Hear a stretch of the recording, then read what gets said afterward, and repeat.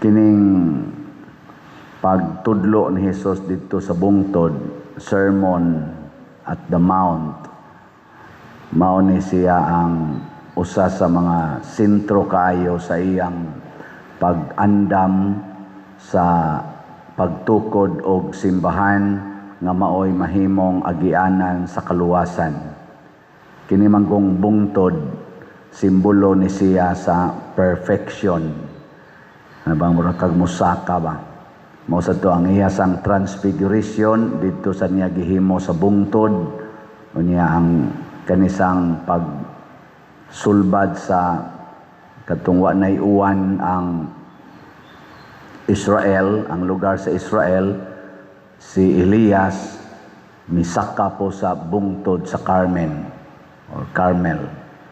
Munang naay mga Carmelites tungod na ni Propeta Elias nga didto sa bungtod, didto sila nagkahiusan atong hari nga buot mo patay niya, nga gitagaan mag-ulan. Ngaigsuon, mao ni ang simbolo nga ang ato diayng perfection matud pa ni Kristo dili mahitabo kung kutobrata sa makita nga kalambuan.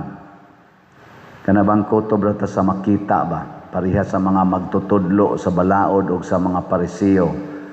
Makita man na nga magsigi silag simba.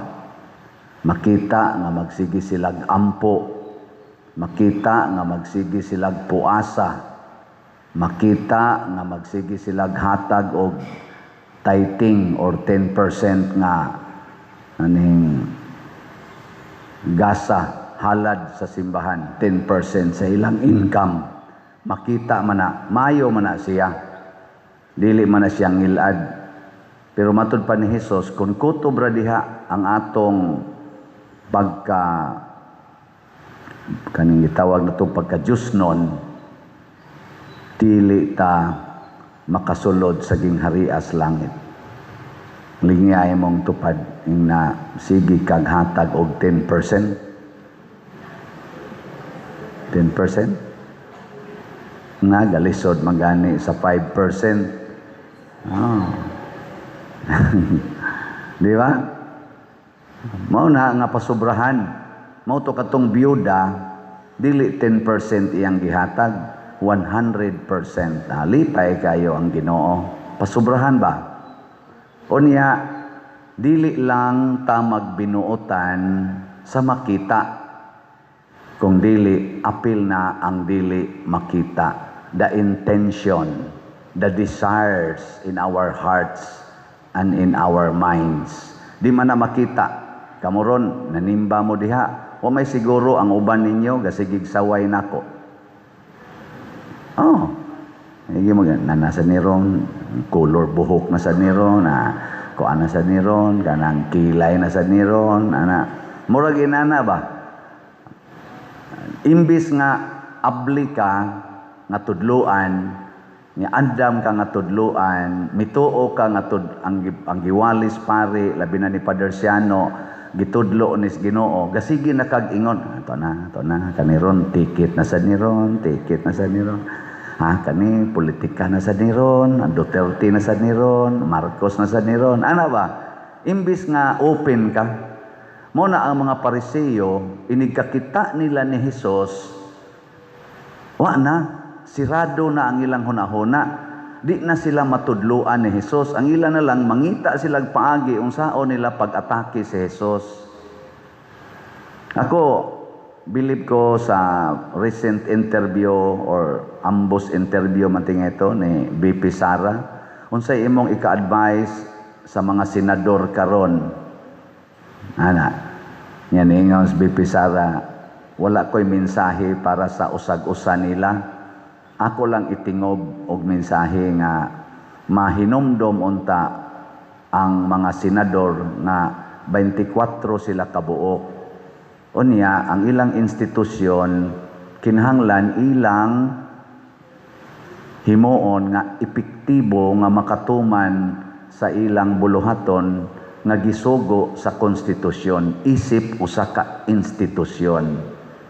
dili individual nga senador. Ana ba no? Nindot kayo kana bitang maghuna-huna ka.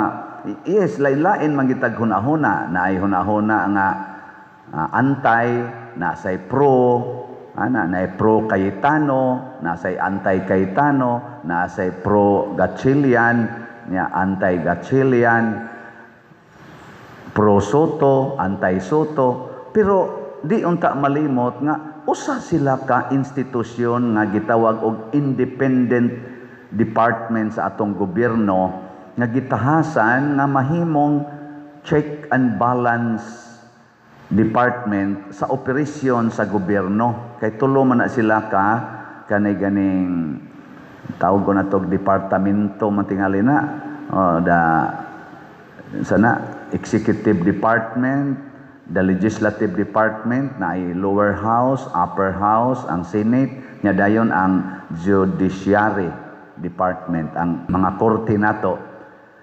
Doon naman na sila yung mandato sa atong konstitusyon. No, nindot kayo nga ang pahinomdom ni BP Sara nga kanang ayaw kalimti nga usara mo ka institusyon. Parehas bandag asawa ba? Ngano man di ay kamo di banag asawa, pareha di mo pangandoy, pareha di mo gibati di kanunay. Ha? Pareha? Di oy. Mao bita kinsa dinhing asawa habi nga wa gyud ka lalis sa iyang bana sugod adtong June 1 hangtod karon taas ang kamot.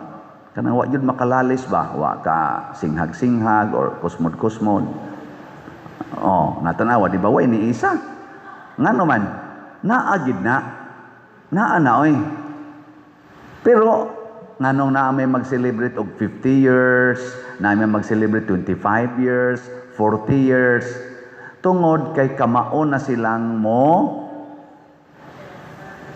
mudawat sa usag-usa ug mangitag paagi nga ma-preserve ang ilang pamilya, ang ilang institusyon, the smallest unit of society, the family. Manja ka ng Senate, the biggest unit of our government man of our country, the third or one of the three top units of our country, aron mo padagan sa atong kalambuan. Unya o mag-away sila, unya ilag yung i-insist ang ilang personal, di maayo. Pareha ng ribbon, unsa na Senate ribbon, unsa na Blue Ribbon Committee. Unsa may nganong naa man nga committee sa Senate kanang Blue Ribbon Committee. Dili na tungod ni Cayetano, ni Senator Cayetano, di sa tungod ni Senator Gatchalian. Nya karon mag Blue Ribbon hearing sila. Mag Blue Ribbon hearing si Cayetano, mag Blue Ribbon hearing sad ang Gatchalian. Are they acting as one or no more? Og di na sila malangit. Ngano man kay matod pa ni Hesus, palaboy ang kabalaan sa mga Parisiyo. Ang mga Parisiyo gud mga igsoon kusog kayo anang gitawag og biased kana bang i-reject ka kun dili ka sakop nila. Mo na ang mga Parisiyo manaway gid na sila sa mga kobrador sa buhis, kanang mga prostitute, di sila mudawat ana, kanang mga sanlahon, ilan ang tawgon og mga noto o grave sinners. Mo-reject sila ba? Di sila magpasagol. Muna kani si Barnabas or Bernabe, nahimo ni siyang apostol ni Kristo kuyog ni San Pablo. Doon na may gitawag og original 12 apostles. Nya doon na say additional apostle nga gipili si Kristo nga mao si San Pablo o uban pa nga gitawag niya apostol para sa mga hintil, para sa mga dili Hudiyo. Mo gito lang specific nga mission. Unya si Barnabas partner ni St. Paul. Unsa may tumong nila nga ang mga dili Hudiyo sama nato, kita produkto ta ni San Pablo og ni Bernabe.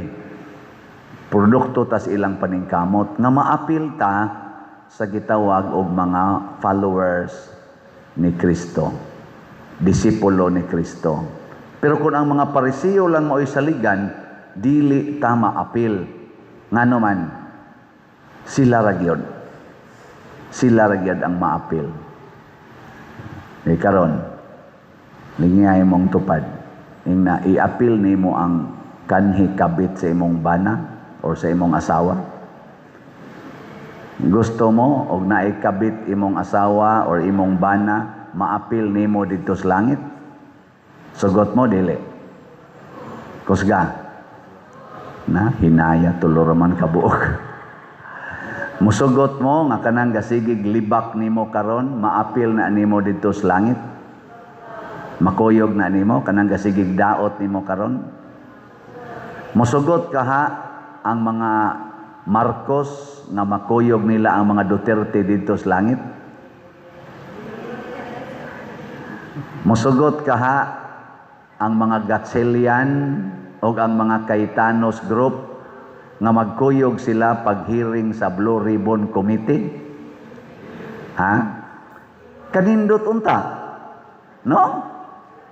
Musugot kaha si Vice President Sara Duterte nga makuyog niya sa trabaho ang nag-impeach niya dito sa Congress katong 255 ka mga congressmen, makuyog ya po niya sa trabaho? Kanindot unta? Ano? Niya ka mo, musugot mo nga kanang gasigig daot nimo, mopalit ya po raffle ticket. Kamo no, mora ganay inyo. Nindot kayo. Hasta nang galagot ka, baligya raffle ticket. Ayaw pag-ingon na, ako lang nang sailuan diha, kay lagot ko ana.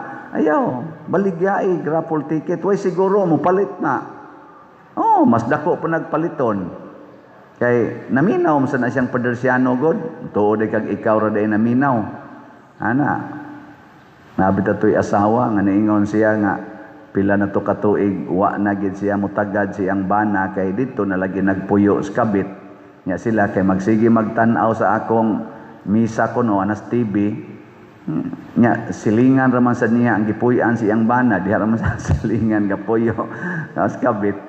Igagi ko no siyang bana, iya man kuno mo matikdan ang iyang bana mohunong dito sa may bintana kay malantaw ramang ilang TV.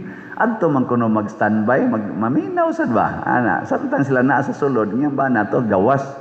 Nahangtod nagyog kuno, standby na gid yang bana. Abi ninyo ag unsa nagkauli gid sila. Ang agdi magkauli nga naminaw man ang yang bana sa akong humiling, naminaw man sad siya. Ang magpabilin silang yawanon nga ang atong gihumili pulos man ay Pangginoo. Kanang pagpasaylo sa nakasala, kapituan kapito. Nya kanang pagbiya sa sala, bahala nagmaghilak ka. So katong iyang bana, naghilak dito nga nibiya sa kabit. Kay mas nindot man kuno ng kabit kaysa asawa or sa bana. Nakasuway mo? Suway di ba? Mas nindot kuno. Ingon sila. Bitan nang excited kay nang bana mo adtos kabit, pero mura na siya maluya basta magatubang na siyang asawa. Pero gipugos gito sa bana nga mubiya sa kabit para sa kaluwasan niya, kaluwasan sa iyang kabit ug kaluwasan sa iyang pamilya. Mao na siya ang giingon ni Hesus, pasubrahi ang kabalaan sa mga Pariseo.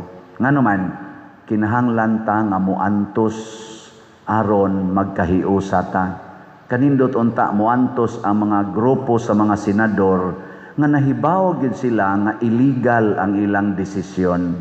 Kay naaman tay konstitusyon, naaman sa tay Senate rule, kahibaw man kung kahibaw na sila. Kahibaw na sila nga wa na sila magsunod sa Philippine Constitution as mandated nga ilang sundon.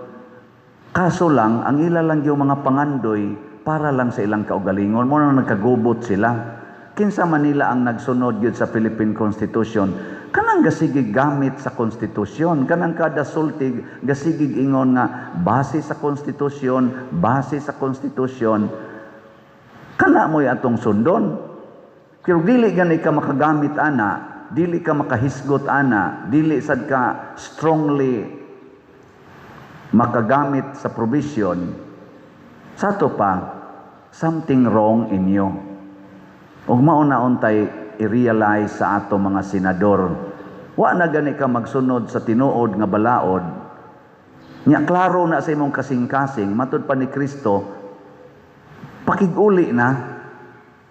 Ayaw padayon og trabaho, kaning paghalad, trabaho man ni nga atong ihatag sa Ginoo. Matud pa ni Kristo, kung magdamo sa inyong halad, paduong sa altar, na hinumdum kang nakapahiubos ka sa imong isig katao, wa na mahibaw is uban, pero nahibaw ka na, pakig-uli usa. Ayaw lahos og halad, kay nagpakaaron ingnon ka. Kana magong hypocrisy, di gina magsilbis Ginoo, kay ang Ginoo manggod nahibaw sa atong kasing-kasing.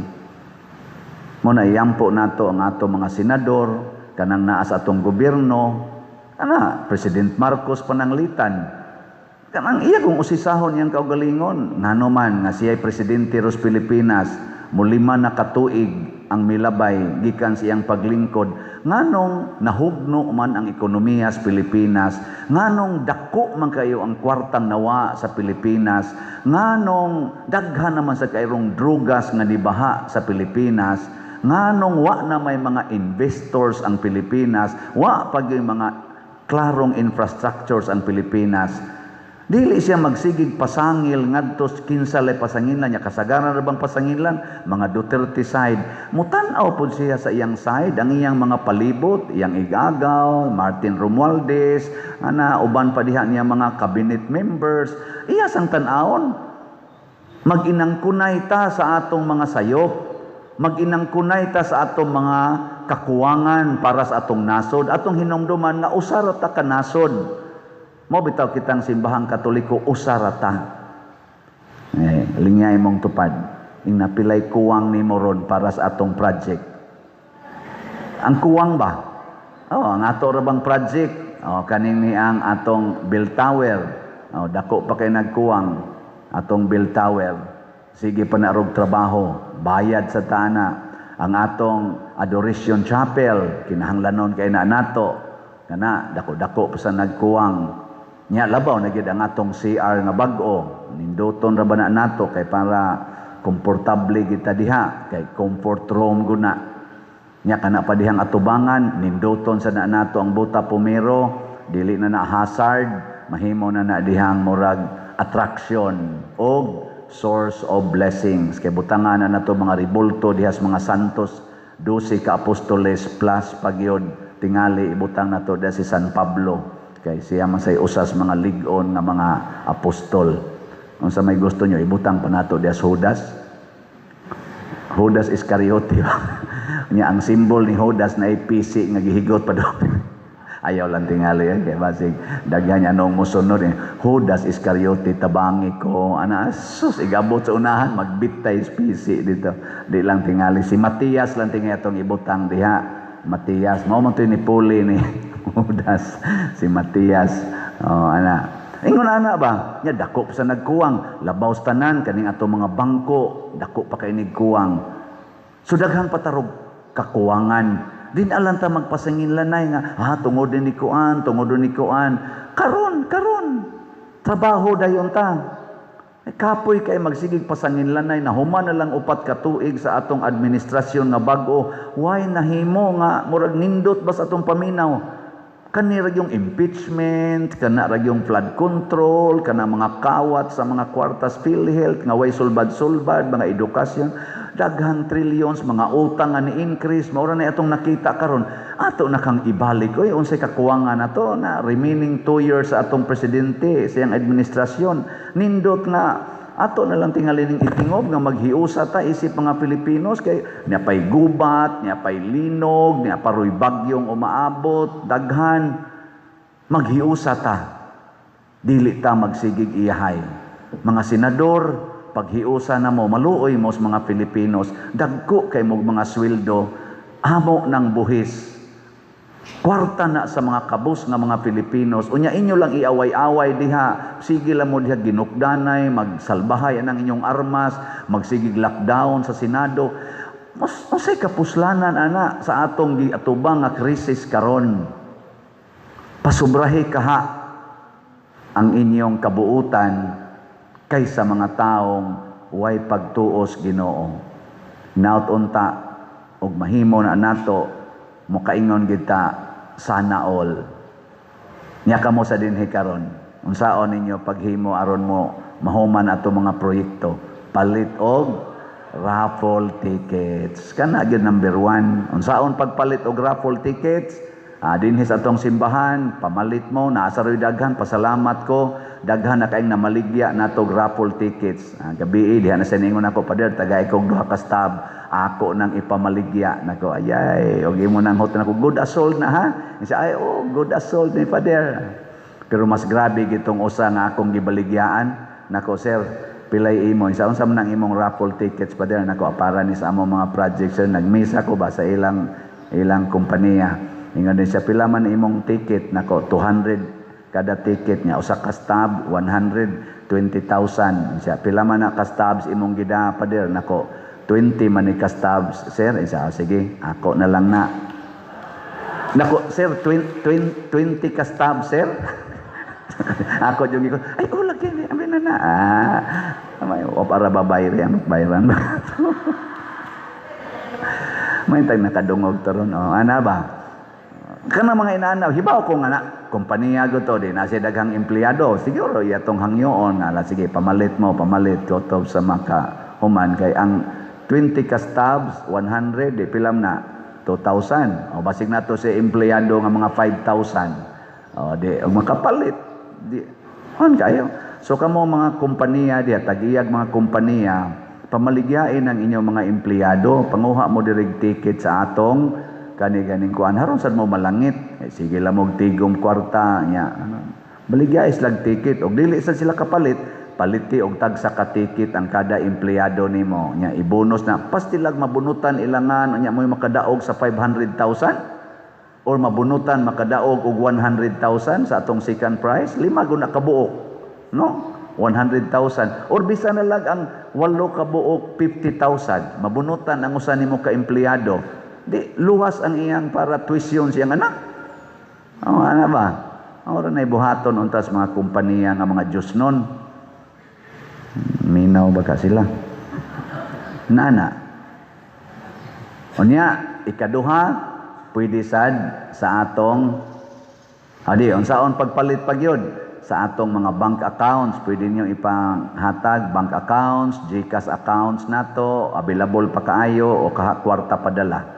Sundalan ning niya sa atong screen. Ang mutabang og mohimo ana manindog ta.